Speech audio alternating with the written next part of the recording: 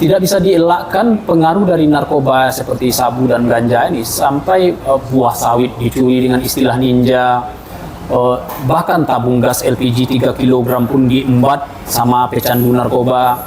Tidak menutup kemungkinan begal yang lain-lain dilakukan oleh para pecandu narkoba. Narkoba ini jadi pelarian karena pengangguran tadi itu. Termasuk prostitusi. Termasuk prostitusi. Kita malu di Sumatera Barat yang terkenal dengan adat Basandi Sarak Basandi Kitabullah ini, tetapi diisi oleh lapas itu kan, lebih dari 50% bahkan sampai 80% penghuni lapas itu adalah pemakai narkoba. Narkoboy kan. Dan mirisnya lagi, di lapas wanita itu pernah kunjungan dari Indo Jelito ke lapas wanita Anak Air itu kan, di Kota Padang, itu pemakai dan pengedar narkobanya dari wanita itu 80% di penghuni itu adalah narkoba. Miris kita, Bundokanduang Ranah Minang, pengedar daripada narkoba oknumnya ya. 100 channel emang tukang otak paten. Assalamualaikum warahmatullahi wabarakatuh. Top 100 channel kembali hadir menemani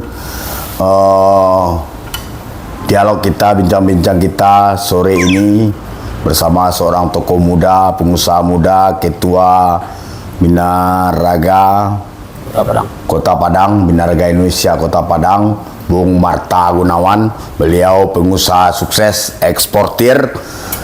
Tapi topik kita tidak persoalan soal ekspor, impor atau apapun, tapi persoalan yang terjadi di kekinian Sumatera Barat. Mungkin ini sudah lama mungkin bahwa Provinsi Sumatera Barat ini termasuk peredaran narkobanya cukup tinggi. Dan itu dikonsumsi oleh anak-anak muda yang jelas umurnya di bawah Bung Marta Gunawan ini. Mungkin fakta dan datanya sudah bisa dibaca. Terakhir anak-anak muda yang kebetulan perempuan ditangkap semuanya. Kemudian yang terbaru adalah gerebek kampung di Pasar Pagi Purus oleh tim Raja Wali dengan Badan Narkotika Provinsi.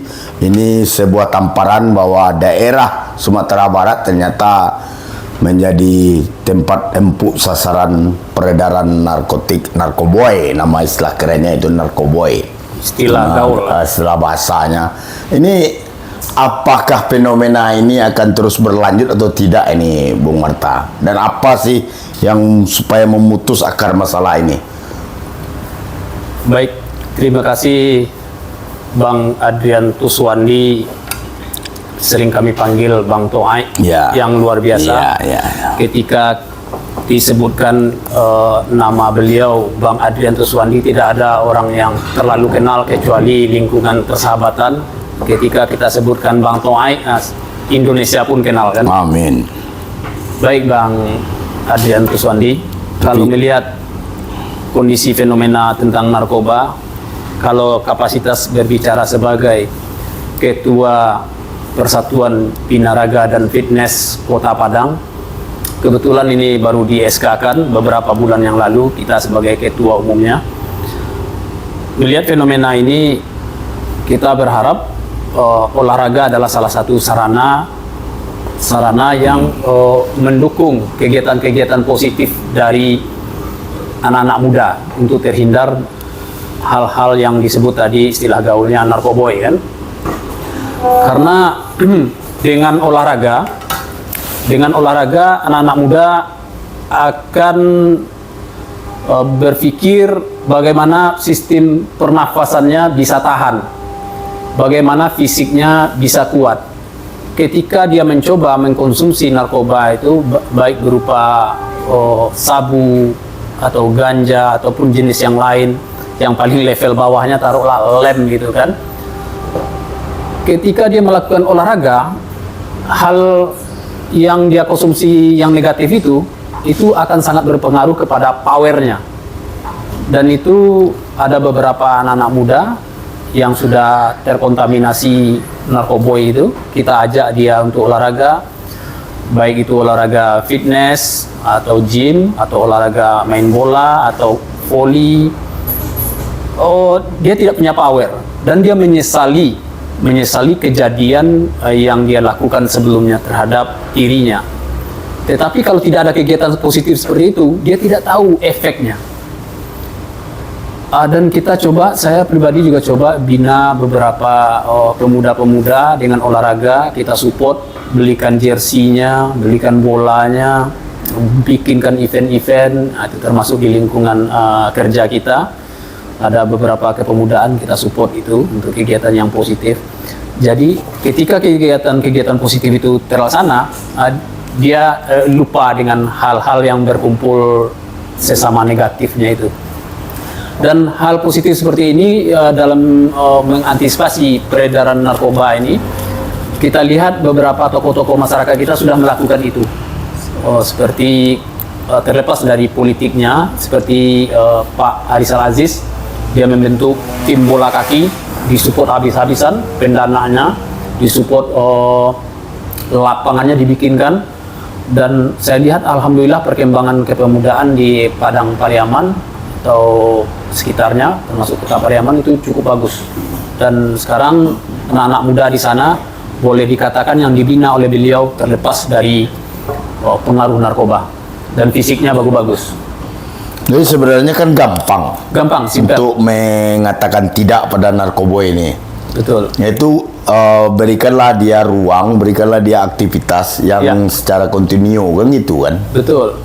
Tapi jangan angat-angat cirit ayam. Jangan angat-angat cirit ayam. Iya. Jadi persoalannya kan gini, Bung Marta Gunawan. Sumbar ini jelas ekonominya rendah, pendapatan per kapitanya juga tidak tinggi-tinggi amat. Tapi kok anak-anak mudanya cenderung narkoba, terkontaminasi oleh narkoba, mengkonsumsi narkoba. Bahkan peredaran narkoba di Sumatera Barat ini tidak hanya di daerah elit perkotaan, tapi sudah sampai ke banyak pelosok-pelosok kampung. Why?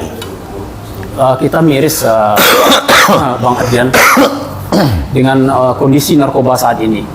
Kita lihat di kampung-kampung itu terjadi tindakan kriminal lain karena pengaruh dari narkoba ini. Salah satu contohnya pencurian. Tidak bisa dielakkan pengaruh dari narkoba seperti sabu dan ganja ini, sampai buah sawit dicuri dengan istilah ninja, bahkan tabung gas LPG 3 kg pun diembat sama pecandu narkoba. Tidak menutup kemungkinan begal yang lain-lain dilakukan oleh para pecandu narkoba. Dan ini sebenarnya cuma memberi ruang kepada dia, pada pemakai ini, untuk melakukan kegiatan yang positif, salah satunya olahraga. Dan yang penting lagi, kita membuka komunikasi dengan dia, dengan para pecandu ini atau para pemakai ini, supaya dia tidak terkesan dikucilkan. Dan saya sudah melakukan beberapa pendekatan dengan komunikasi yang bagus. Tentunya komunikasi kita tidak bisa komunikasi antara patron dan tidak bisa komunikasi yang elit, tetapi komunikasi yang sifatnya sejajar dengan para pemakai ini. Dan alhamdulillah sudah kita lakukan komunikasi seperti itu. Kita rangkul untuk olahraga. Sekarang fisik mereka banyak yang bagus-bagus, terutama kita di PBFI ya, Persatuan Binaraga itu. Oh gitu. Iya. Untuk menekan dari peredaran narkoba di Sumatera Barat itu, selain kita percaya kepada institusi-institusi yang resmi mengelolanya, dan juga supaya ada inisiatif dari seorang Bung Marta misalnya, memberdayakan mereka lewat kegiatan positif. Pemeran pemerintah Sumatera Barat sendiri gimana? Kalau seharusnya pemerintah dalam upaya pencegahan daripada narkoba ini betul-betul membuat lapangan kerja itu ada untuk Sumatera Barat, karena Sumatera Barat tingkat pengangguran dan tingkat inflasinya cukup besar, dan salah satu narkoba ini jadi pelarian karena pengangguran tadi itu. Termasuk prostitusi. Termasuk prostitusi. Kita malu di Sumatera Barat yang terkenal dengan adat Basandi Sarak Basandi Kitabullah ini, tetapi diisi oleh lapas itu kan, lebih dari 50% bahkan sampai 80% penghuni lapas itu adalah pemakai narkoba. Narkoboy kan. Dan mirisnya lagi, di lapas wanita itu pernah kunjungan dari Indo Jelito ke lapas wanita Anak Air itu kan, di Kota Padang. Itu pemakai dan pengedar narkobanya dari wanita itu 80% di penghuni itu adalah narkoba. Miris kita, Bundo Kandung Ranah Minang, pengedar daripada narkoba oknumnya ya. Tapi ini tidak terlepas dari masalah lapangan kerja. Jadi pemerintah tidak bisa sekedar sosialisasi, ceramah di masjid-masjid, tidak bisa itu ya. Harus ada aksi jelas dan nyatanya bahwa lapangan pekerjaan dan kegiatan positif generasi muda milenialnya ini harus ada gitu. Betul sekali Bang Adrian. Harus ada lapangan kerja yang nyata. Kalau kita ceramah dari masjid ke masjid, nanti penghuni masjidnya pun kurang kan, tidak ramai kan. Jadi kita berbusa-busa pun mulut kita mengecat di dalam masjid itu. Kalau audiensnya tidak ada, masjid kita lihat sekarang kan juga sebagai simbol aja. Bahkan ada istilahnya beragama dengan pepesan kosong kan, tidak masuk ke isi daripada ceramah itu ke batin di dalam pendidikan. Kadang Ustaz ceramah bilang apa gitu Ustaz aja. Betul. Kan? Jadi antisipasi utama menurut kami dari boleh katakan anak-anak muda Sumatera Barat itu adalah lapangan kerja dan kegiatan-kegiatan positif berupa olahraga.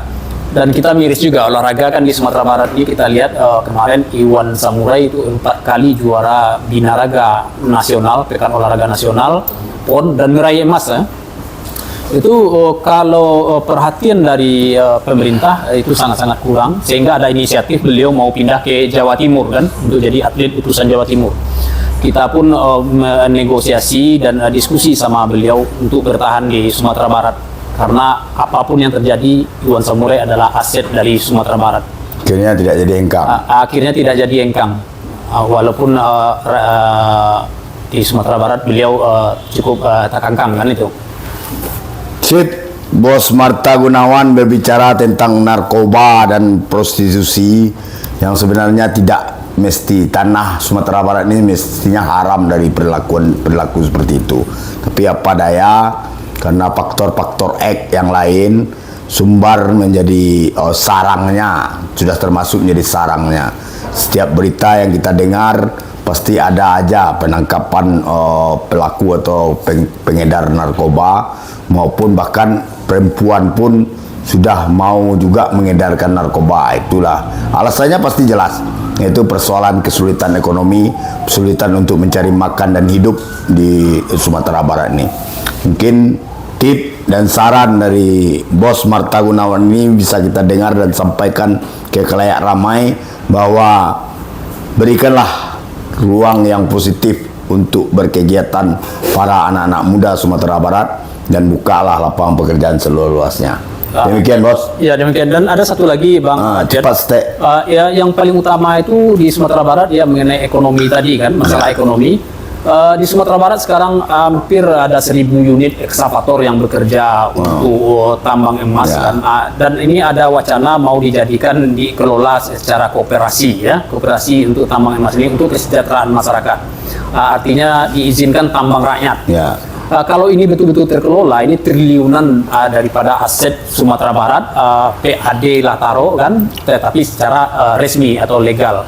Dan ini membuka lapangan kerja banyak. Tapi sekarang kan masih dikelola oleh lintas sektoral. Kita tidak mau sebut oknum kan. Ini masih wacana baru ya. Masih wacana kan. Tapi dari legal menjadi dari ilegal menjadi legal masih wacana. Jadi dari ilegal menjadi legal masih omong-omong. Oke. Itu. Siap. Makasih Pak Marta Gunawan. Semoga apa yang disampaikan ini bermanfaat bagi kita semua. Tekad kita jelas, Sumatera Barat haram menjadi daerah sarang narkoba maupun prostitusi atau apapun, kita berikan ini sebagai pencerahan kepada masyarakat. Dan ini bincang-bincang Top 100 Channel sore ini bersama Marta Gunawan. Kita akhiri, billahi taufik wal hidayah. Assalamualaikum warahmatullahi wabarakatuh. Waalaikumsalam warahmatullahi